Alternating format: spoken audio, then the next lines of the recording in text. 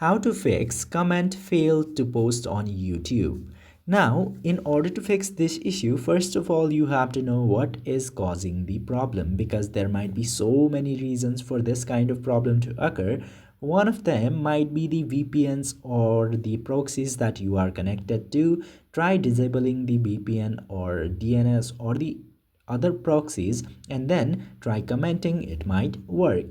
Now if this method doesn't work, try checking your internet connection, and after that, if the YouTube channel's owner has blocked you or disabled commenting feature for specifically you cannot comment in those kind of situation and YouTube might show fail to comment. Now other fix for this might be going into your settings and choosing history and privacy, and after this going into manage all activity, and now after going in here you can delete all of your activities or some recent activities, and after clearing the recent activities commenting feature might work normally. And these are the ways to fix this problem. If this video have been helpful to you, don't forget to hit that subscribe